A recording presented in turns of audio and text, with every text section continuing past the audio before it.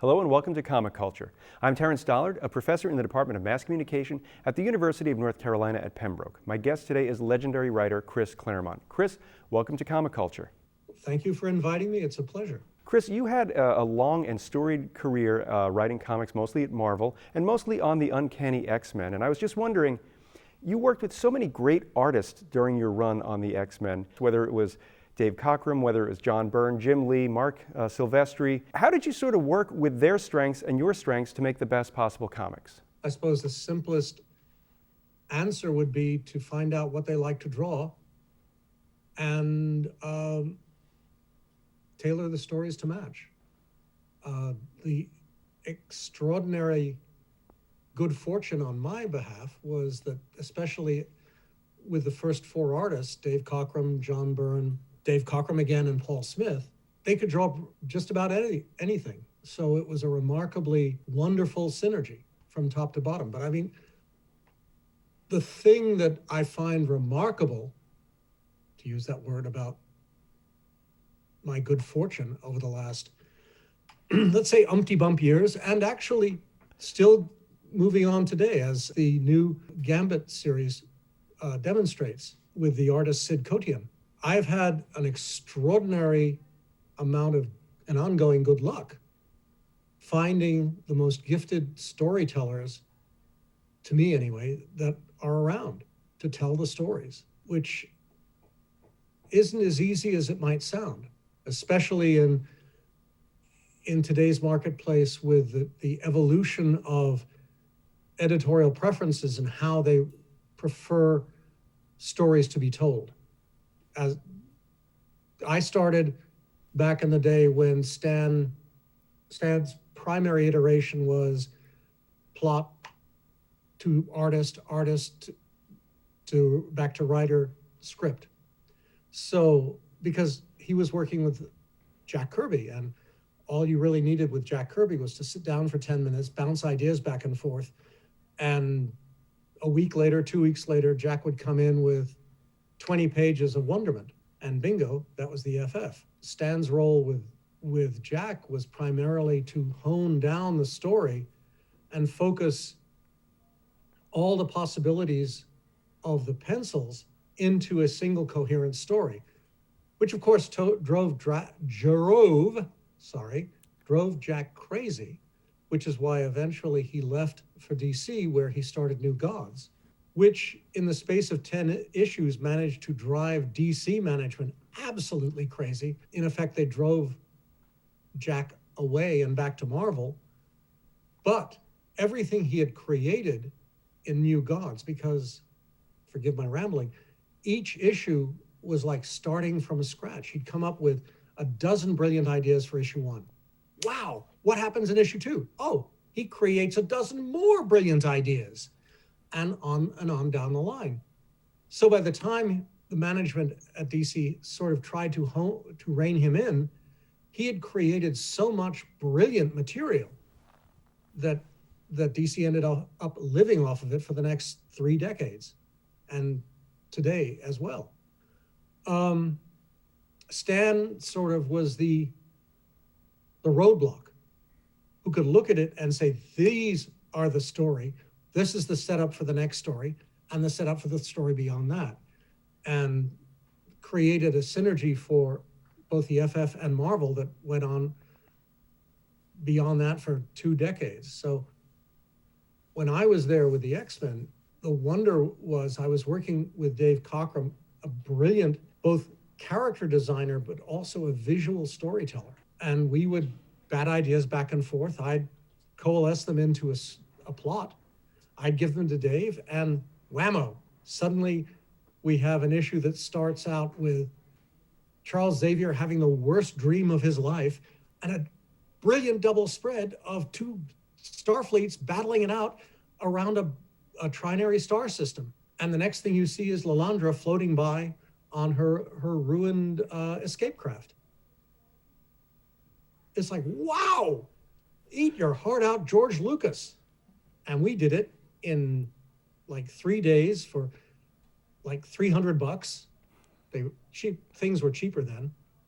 And as far as I was concerned, we take that, Star Wars. And I think we were like 3 years ahead of him anyway. But that's the thing. Dave could do that. John Byrne could do that. Smitty could do that. Walt Simonson could do that. So many artists that I've been fortunate enough to work with did it like that. Frank Miller, for crying out loud. When he and I did the second comic he'd ever drawn professionally, which was John Carter, Warlord of Mars, in the story, he spent a week figuring out a Thark four-handed fighting style. If you have four arms and they all can act independently, how do you fight? For me, it was a matter of trying to swipe from what I was doing with Nightcrawler. But for Frank, it was a way of trying to make it work both conceptually and visually. And, I looked at it as the writer and went, wow, I can't cover any of this up. I've got to shut up. And that, in turn, had its next iteration when we teamed up on Wolverine. I was going to say, you talk about these cosmic epics that you did, whether it was with Dave Cockrum or John Byrne, or on John Carter, Warlord of Mars, but you also do this street-level action in that Wolverine series. So as a writer, how do you sort of make sure that you are good enough and are able to stretch the right muscles to tell those stories in a way that the action is fantastic, but that underlying story, the one that connects to the readers, is still going to be, as connecting and real to them? Smart aleck reply is, I'm the best there is at what I do, and what I do best is sometimes really, really good. I don't know. That's the 5% inspiration. For me, the first iteration, my initial run on X-Men was,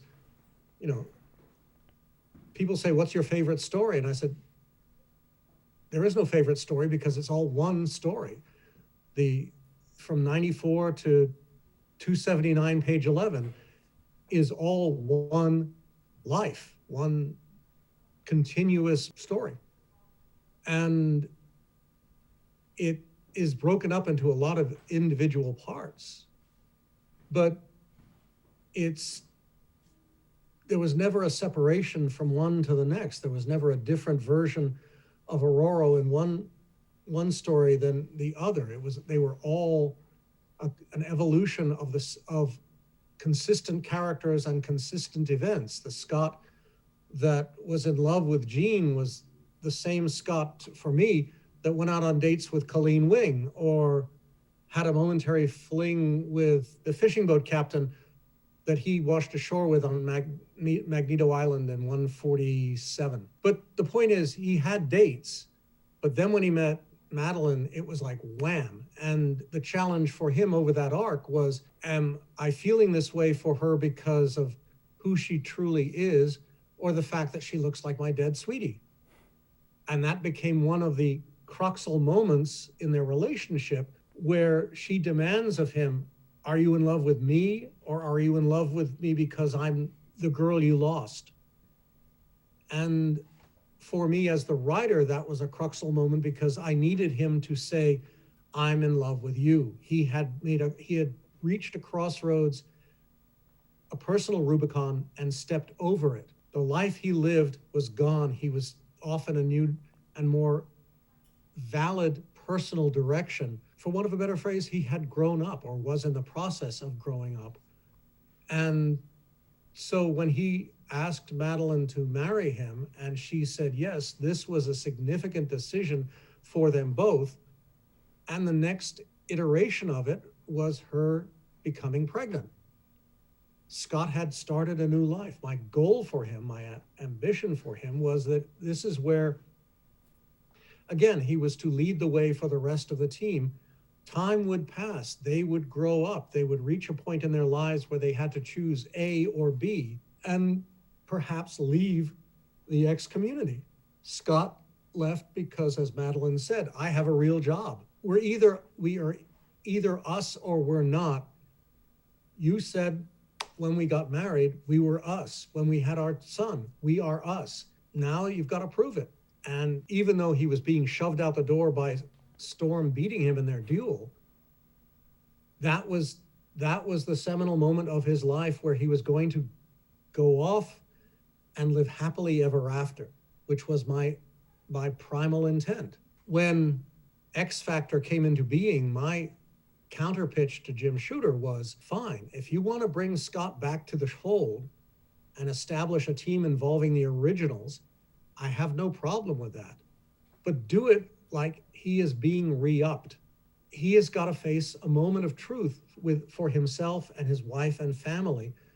Honey, I know this scares the living daylights out of you, but this is important, not just for me, but for the global community, the mutant community and the human community around it.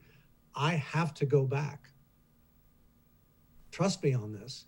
And so Madeline, because she's in love with him and he's in love with her, swallows her fear, picks up, moves back to New York with him, voluntarily takes a more subordinate role because she can't fly and take care of the baby and watch his back. And they would move on from there. Scott would become the new Charles Xavier of X Factor. And we would bring in someone else, I suggested, to take Jean's place. That someone else would be her big sister, Sarah, who would function in my pitch as a living Cerebro. That was her mutant power. Since I'd already established she has mutant powers, we just didn't know what yet. And for me, that worked brilliantly, because it's me, because as someone new to her ability, she screws up. So her job in X Factor would be to manifest the ability of the people they contact or they come into contact with, if their powers hadn't manifest, temporarily make them active. X Factor could then see whether they're positive or negative and then deal with it. But because she's brand new at it and learning her craft as she goes, she screws up occasionally and maybe creates an evil mutant by mistake. But from the emotional point of view, holy cow, for the first time since 1961, Hank and Bobby and Warren have something to do. It's not the Scott Jean show. And that, I thought that would be so much more fun and so much more interesting on an ongoing basis than just going around in the same circle. And my follow-on pitch was, if you want to bring back Jean, that's not a problem. Just don't make it the Jean from our run. This could be an alternate universe, an alternate dimension Jean who is not the Phoenix. She's just Jean. And then see where that leads. For me, my intent was our Jean, who was Phoenix, should be gone. Phoenix is now Rachel, but she's a baby Phoenix, and we're off in that direction. And my feeling was both books would benefit, both X Factor and X-Men would benefit, and we could all live happily and work happily ever after, especially once Wheezy got her hands on it. Sadly, that was not the way things happened, which just goes to show, in one of my 3 favorite iterations, people plan, God laughs.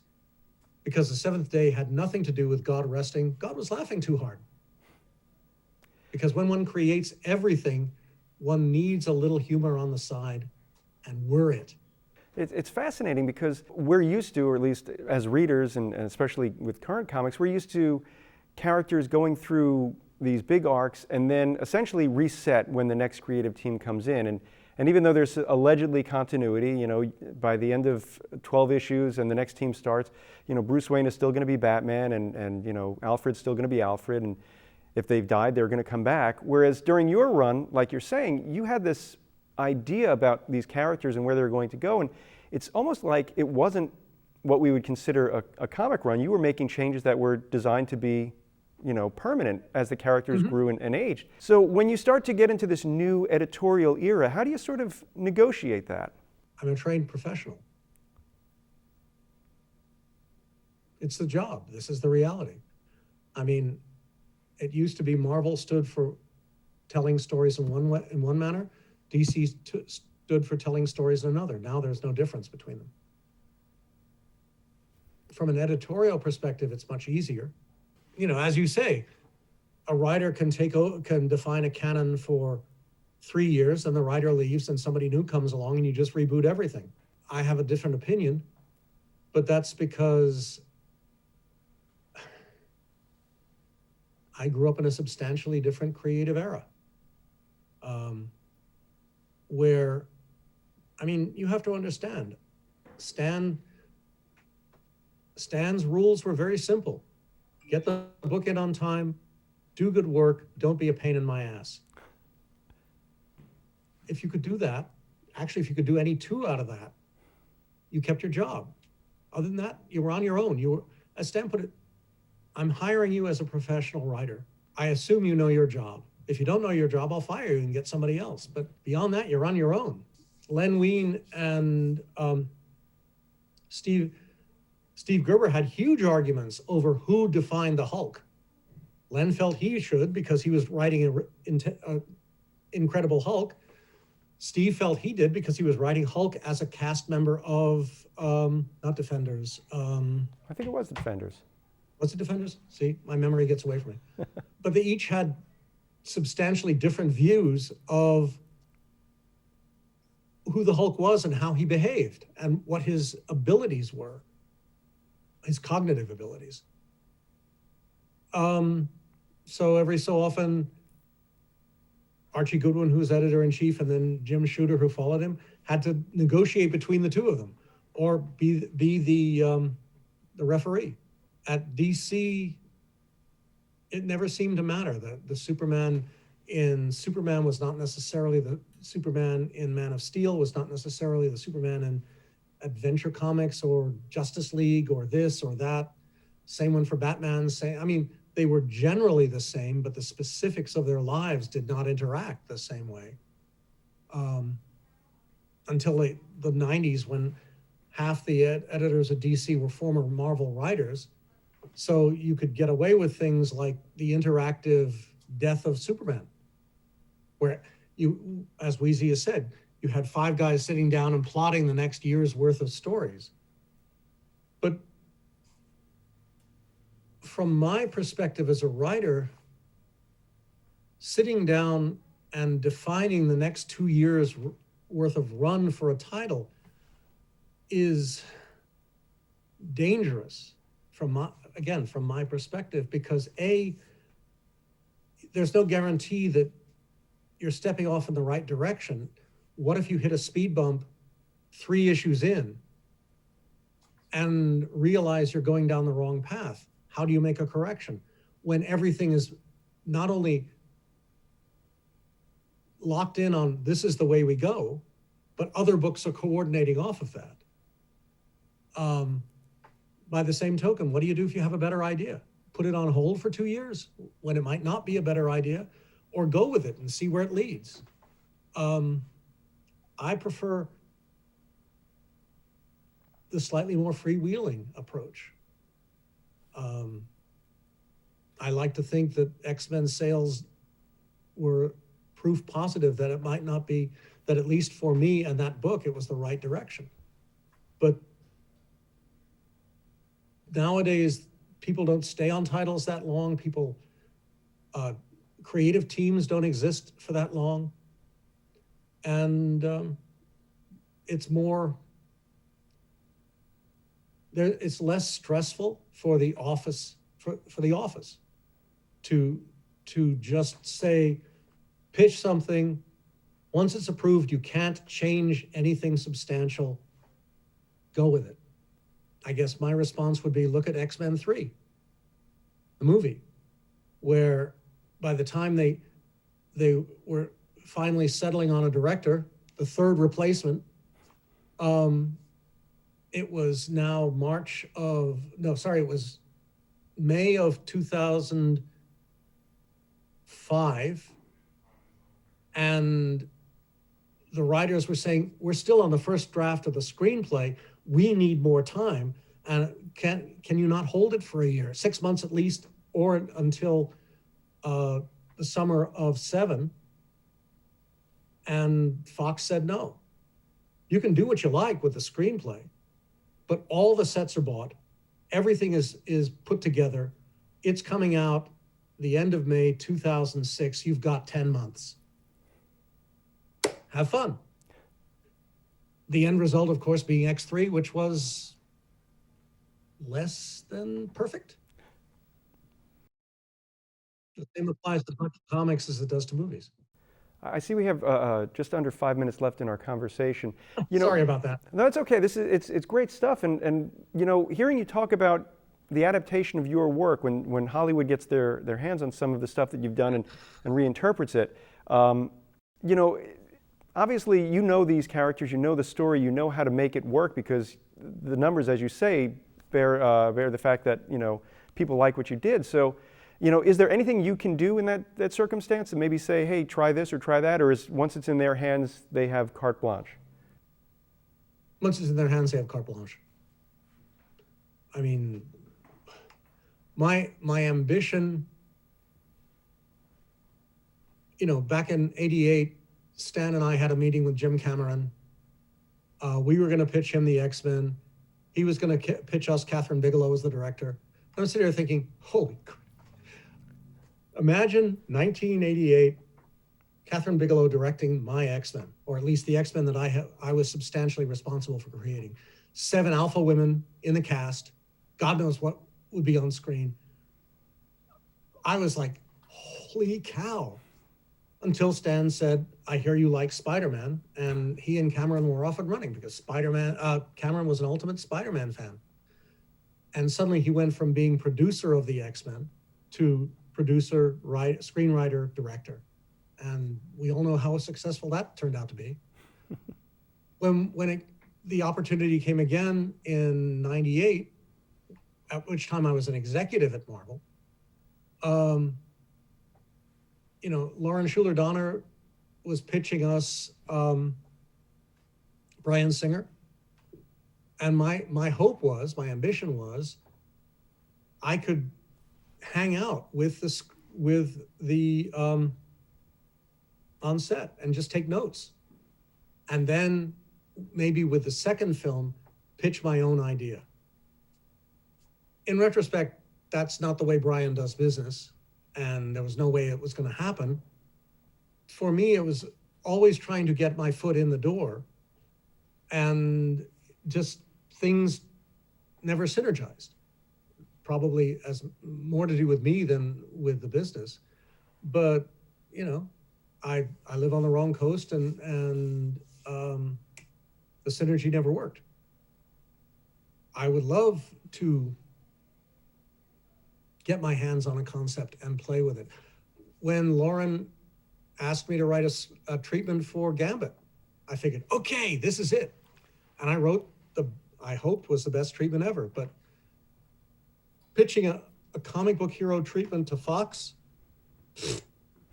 is a joke in and of itself because Fox hated comics, hated superhero comics, hated, I think, the most that X-Men was successful, and the comics turned out to be the defining movie genre of the first 15 years, from at least I think ought to 16, or at least till Avengers Endgame 2. It's, they were always on the wrong side of the curve, and there was no way for X-Men to embrace its fullest potential. That I've always thought was the cruelest irony of this century, is that without X-Men, the first X-Men movie, would there have been a Spider-Man movie? Would there have been Iron Man? And without them, would there have been Avengers? We don't know. But I've always wanted to try and, hit one over the park as a screenplay. It's just never synergized, and I don't think ever will synergize at this point. But, sometimes it works, sometimes it doesn't. Well, Chris, I'm going to have to stop you there. We've just about run out of time. I want to thank you so much for taking time out of your schedule to talk with me today. It's been a fast half hour. Well, I talk too much. Sorry about that. It was great. I'd like to thank everyone at home for watching Comic Culture. We will see you again soon.